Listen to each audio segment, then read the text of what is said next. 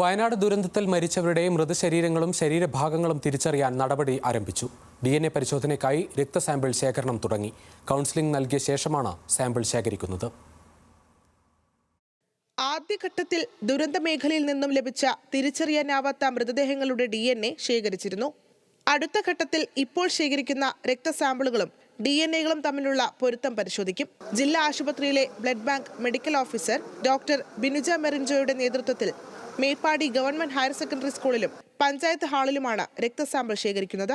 അടുത്ത ദിവസം മുതൽ മേപ്പാടി MSI ഹാളിലും രക്തസാമ്പിൾ ശേഖരിക്കും. ദുരിതാശ്വാസ ക്യാമ്പുകളിലുള്ള ബന്ധുക്കളിൽ രക്തപരിശോധനയ്ക്ക് തയ്യാറായിട്ടുള്ളവർക്ക് കൗൺസിലിംഗ് നൽകിയ ശേഷമാണ് സാമ്പിൾ ശേഖരിക്കുന്നത്. മക്കൾ, പേരക്കുട്ടികൾ, മാതാപിതാക്കൾ, മുത്തച്ഛൻ, മുത്തശ്ശി, അച്ഛന്റെ സഹോദരങ്ങൾ, അമ്മയുടെ സഹോദരങ്ങൾ തുടങ്ങിയ അടുത്ത രക്തബന്ധുക്കളുടെ സാമ്പിളാണ് പരിശോധനയ്ക്ക് ശേഖരിക്കുന്നത്. ന്യൂസ് മലയാളം, തിരുവനന്തപുരം.